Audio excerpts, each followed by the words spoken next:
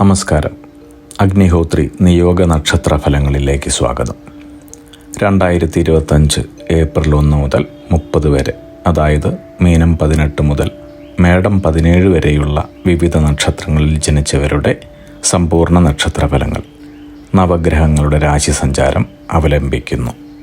നാൽഫലങ്ങൾ പറയുന്നതിന് മുൻപായി രാശിയും നക്ഷത്രങ്ങളും തമ്മിലുള്ള ബന്ധം പരിശോധിക്കാം.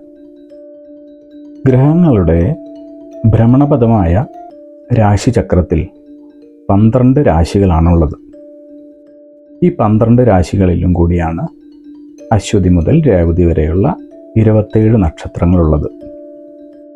ഒരു രാശിയിൽ 2.25 നക്ഷത്രമാണ് ഉണ്ടാവുക. ഇത് പലതരത്തിലും വരാം. ചില നക്ഷത്രങ്ങളുടെ അരഭാഗവും മറ്റു ചില നക്ഷത്രങ്ങളുടെ മുക്കാലോ കാലോ ഭാഗങ്ങളുമായിരിക്കും ചിലപ്പോൾ ഒരു രാശിയിൽ ഉണ്ടാവുക. എന്നാൽ 18 നക്ഷത്രങ്ങൾ മാത്രം ഓരോ രാശിയിലും പൂർണ്ണമായി ഉണ്ടാവും. അതേതൊക്കെയാണ്? അശ്വതി, ഭരണി, രോഹിണി, തിരുവാതിര, പൂയം, ആയില്യം, മകം, പൂരം, അത്തം, ചോതി, അനിഴം, തൃക്കേട്ട, മൂലം, പൂരാടം, ഉത്രാടം, ചതയം, ഉത്രട്ടാതി, രേവതി എന്നീ നക്ഷത്രങ്ങളാണവ. ഉദാഹരണം പറഞ്ഞാൽ, ആദ്യത്തെ രാശിയായ മേടരാശിയിൽ അശ്വതി, ഭരണി എന്നിവയും കാർത്തികയുടെ കാൽഭാഗവുമാണ് ഉള്ളത്. അതുപോലെ അവസാനത്തെ രാശിയായ മീനത്തിൽ പൂരൊരുട്ടാതി കാലും കൂടാതെ ഉത്രട്ടാതിയും രേവതിയുമാണുള്ളത്. ചന്ദ്രൻ ഭൂമിയെ പ്രദക്ഷിണം വയ്ക്കുന്നതിനിടയിൽ ഓരോ രാശിയിലും സഞ്ചരിക്കുകയും ആ രാശിയിലുള്ള 2.25 നക്ഷത്രങ്ങളുമായി നല്ല ബന്ധം പുലർത്തുകയും ചെയ്യുന്നു. ഇതിനെയാണ് കൂറ് എന്ന് പറയുന്നത്. അങ്ങനെ 27 ദിവസങ്ങൾ കൊണ്ട് ചന്ദ്രൻ 12 രാശി പൂർത്തിയാക്കുന്നു. ഈ കാലയളവിനെയാണ് നക്ഷത്രമാസം എന്ന് പറയുന്നത്. ചുരുക്കി പറഞ്ഞാൽ, ചന്ദ്രൻ നിൽക്കുന്ന രാശിയെ ആണ് കൂറ് എന്ന് ജ്യോതിഷത്തിൽ പറഞ്ഞു വരുന്നത്. ഇപ്പോൾ നിങ്ങൾക്ക് മനസ്സിലായി കാണുമല്ലോ രാശി എന്താണ്, നക്ഷത്രങ്ങൾ എന്താണ്, രാശിയും ചന്ദ്രനും നക്ഷത്രങ്ങളും തമ്മിലുള്ള ബന്ധം എന്താണ്.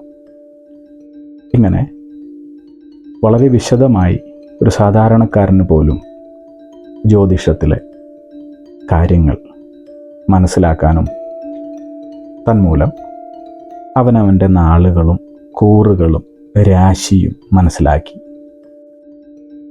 നമ്മുടെ ഭാവിയിൽ എന്താണ് നടക്കുക, എന്തൊക്കെ ചെയ്യാൻ പാടില്ല, എന്തൊക്കെ ചെയ്യാം, ഇതിനെക്കുറിച്ചൊക്കെ വളരെ വ്യക്തമായ ഒരു ധാരണ പുലർത്താൻ സാധിക്കും. ഇനി നമുക്ക് നക്ഷത്രഫലങ്ങളിലേക്ക് പോകാം. തിരുവോണം നക്ഷത്രം തികച്ചും അപ്രതീക്ഷിതമായ സൗഭാഗ്യങ്ങളും വിജയങ്ങളും നേട്ടങ്ങളും വന്നു ചേരുന്ന മാസമാണ് തിരുവോണം നക്ഷത്രക്കാർക്ക് ഏപ്രിൽ. മുൻപുണ്ടായിരുന്ന അന്ധകാരം മാറി ജീവിതത്തിൽ വെളിച്ചം കാണുന്ന സമയമായാണ് മനസ്സിലാവുന്നത്. മുൻപ് അനുഭവിച്ചു കൊണ്ടിരുന്ന ദുഃഖങ്ങൾക്കും വിഷമങ്ങൾക്കും പരിപൂർണമായ അവസാനം കാണുന്നു. വ്യാഴത്തിൻ്റെ അനുകൂല ഭാവം, ഭാഗ്യഭാവം, തങ്ങളുടെ ഭാഗ്യത്തിനും എല്ലാവിധ കഷ്ടപ്പാടുകളും മാറി തൊഴിൽ വ്യാപാര രംഗത്ത് സ്ഥിരത കൈവരാനും സഹായകമാകുന്നു.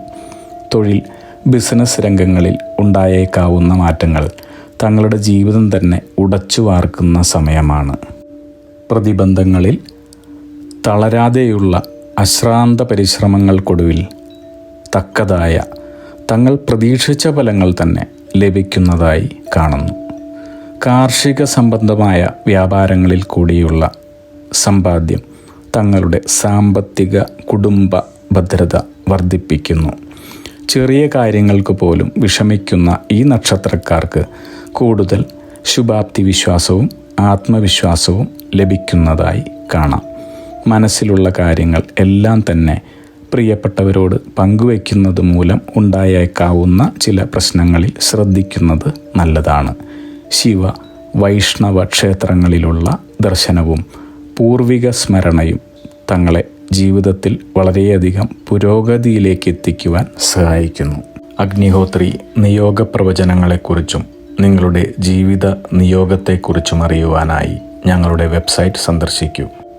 യൂട്യൂബ് ചാനൽ കാണൂ, ലൈക്ക് ചെയ്യൂ, ഷെയർ ചെയ്യൂ, കമൻറ്റ് ചെയ്യൂ, സബ്സ്ക്രൈബ് ചെയ്യൂ. അഗ്നിഹോത്രി നിയോഗ പ്രവചനങ്ങൾ മനുഷ്യ നന്മയ്ക്ക്.